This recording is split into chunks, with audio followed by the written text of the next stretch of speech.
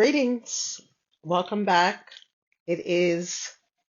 I'm recording this on Wednesday, so you will be hearing this on Thursday during the 888 whatever portal that everyone's talking about. And, yeah, I did some digging into, the Lionsgate, and it's all about the Sirius star, right?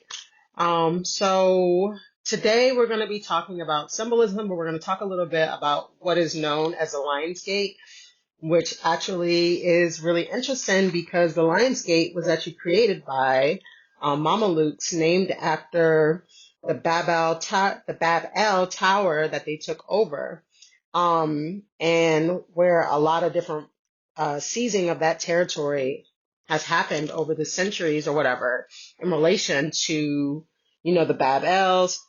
They have temples, and they're not really called temples, but for lack of a better word right now, they have temples in Jerusalem and Mycenae, and both of these places have places that are called the Lion's Gate, that were started getting called that around like the 12th century, and things of that nature after, certain powers took over and changed the name. I did a little bit of research, but honestly, I need to do more research into that topic. However, what I did discover is that the Lionsgate is a creation, and also there are rituals that were performed to solidify this energy and make it what it is today. So it's real popular for everyone to call this 888 portal, which technically isn't the 888 portal because August does not mean 8, October does. So October is actually the 8th month. And also this is a Gregorian calendar that we're on, which added about 500 years to specific calendars, more than one calendar. But the Gregorian calendar was intended to confuse people, and it's funny because the place that they call in Jerusalem, the Lion's Gate, is actually Arabic's original Arabic name is Bab-El, and Bab-El can be translated as confusion. So it's really funny. So let's talk about Sirius and how Sirius is one of the brightest stars in our constellations in the sky, that we see. And Sirius is, sorry, its visual magnitude is 1.46. It is a binary star in the constellation of Canis Major. Canis Major is connected to the Orion constellation that holds Betelgeuse, which is the brightest star in the Orion's constellation. And we already talked about Orion and how Orion means heaven's light. And Orion is a hunter. And Canis Major, Cain, like K9, looks like a star constellation that looks just like a dog. In Chinese traditions, it was seen as a vermilion bird, which is basically a phoenix. And I'm guessing, when we talk about the dog days and things like that, that's usually between July and August, a period between July 14th and August. I can't remember the exact end date, but it's the days where it's like scorching hot, like really, really hot in the sky. Sirius aligns, it's really close to the Earth tomorrow, which you will be listening to today. And basically it aligns with the sun, and the sun's in Leo. So I guess it was easy to sell that idea because, the sun's in Leo, and then the sun represents Leo. So there is some, things to it or whatever. But however, Sirius is a star that's very bright. And we talk about brightness, and we talk about even Leo energy, and the fact that, there was a lot of, Leo is a good energy. And people always want to talk about ascension of consciousness and things like that. But however, there's a very dominating energy to Leo energy. There's domination and force. And when you look at even the Chinese association with this constellation, they always talk about how this rules over the areas of like soldiery, artillery, weapons, and things like that. So purification, because when we're talking about the sun, we're talking about purifying energies as well, like purifying consciousness, bringing clarity. Sometimes clarity can bring purification, and purification is not always pretty. Sometimes purification can be war. Sometimes purification a lot of times purification can bring war because things get illuminated in the consciousness that need to be shifted and changed, meaning like you could get illuminated to some lies. You could get illuminated to some treachery. A lot of things can get illuminated to your consciousness that you might have had rose-colored glasses on. So when we have the Sirius star aligning with the sun is filtrating that energy down to the earth, and we're receiving that light codes, which are information, and receiving that into our brains, into our body, and that information is being integrated. So that happens every year. So there's this upgrade of energy, well, basically the scorching energy where you feel like you're being inflamed or you're going through a lot of stuff. I don't know. Some people, when they talk, I know that I've experienced like crazy stuff during during my path of self-realization. I was like, a lot of stuff happened during like the Lionsgate where like people were challenging me. There was like obstacles, like people were just rude.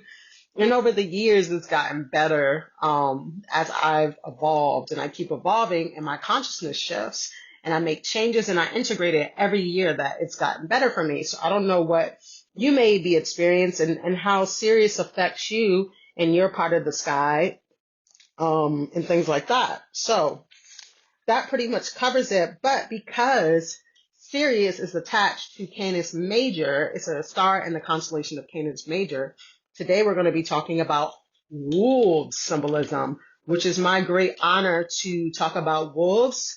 I have been very angered, especially today I was more sad, but it was a mixture of sadness and anger. But anyway, angered about, the wolves I've seen on YouTube actually allowed people to post hunts where they killed wolves, even if they weren't intentionally looking for wolves. There's been a purging of wolves. The United States, who is an immigrant corporation that operates on the land of America, has ordained wolf killings, has purged wolves, which is awful because wolves are very powerful animals that represent a certain level of family. They represent family and family ties and strong family bonds, strong family communication, and order within family dynamics. And if you look at America, when the United States came here, before they were actually officially United States, when Europeans came here, they basically severed the connection of family. They destroyed Aboriginal families and continue to on a regular basis. And if you look at the rates now that they call, US, which is incorrect, their divorce rate is high. People are very miserable. People are disconnected. People are unhappy because these family bonds have been severed and destroyed based off of, changing people's consciousness and a lot of things that has happened, a lot of blood that's been shed, a lot of animal blood, a lot of human blood, education, not teaching people the fundamentals of education and things like that. So when we talk about, wolves in connection to that, wolves are power animals and they've always been sacred to autochthonous people in America. And the fact that, Canis, the gray wolf, Canis lupus is basically extinct, and other species of wolves, and wolves are kind of like an endangered species, and a lot of lies have been told about wolves that they are just super dangerous or whatever. But the reality is, wolves actually are very afraid of humans. You can look into it, you can research it. They actually typically run away. And then they might even, they might wait until you leave. They might watch to make sure you leave to protect their family because they're very pack oriented. They're very family oriented dogs. And actually they're very sacred because the word dog is actually the same word as God. So, for them to be pure, to be, eradicated from land is very harmful and hurtful, and it is very angering. And I do not wish any well on anyone that is a part of the hunting and killing of wolves.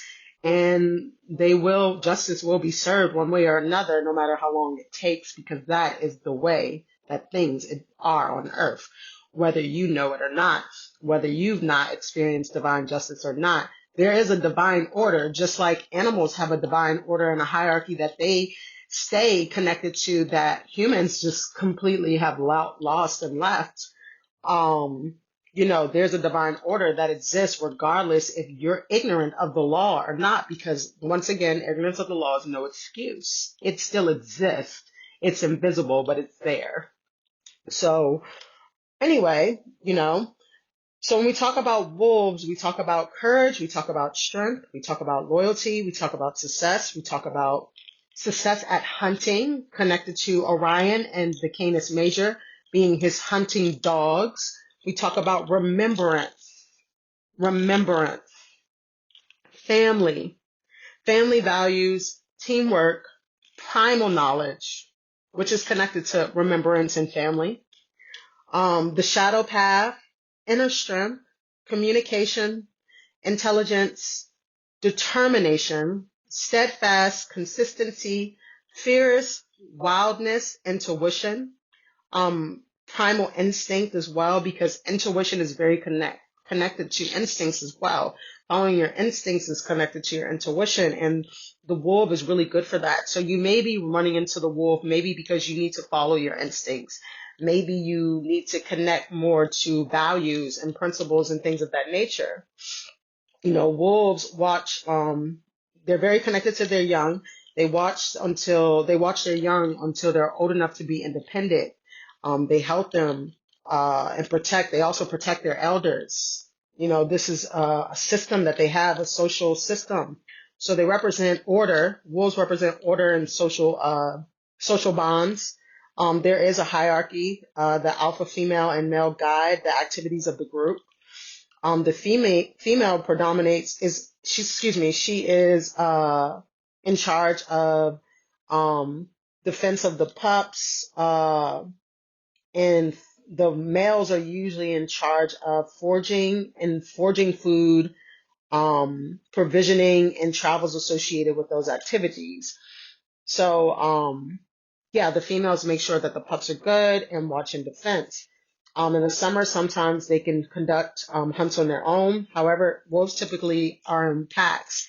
And usually, just like, kind of like families, like we're all together and there's like a hierarchy within families and things like that when there's order within the family, when there's order. After 2 or more years in a pack, some animals may leave, small pups that grow up, they may leave, and also many leave in search for a mate to establish a new territory and possibly even start their own pack. So wolves, they'll go out and they'll look for their own like territories. They'll look for their own places to be. Oh my goodness.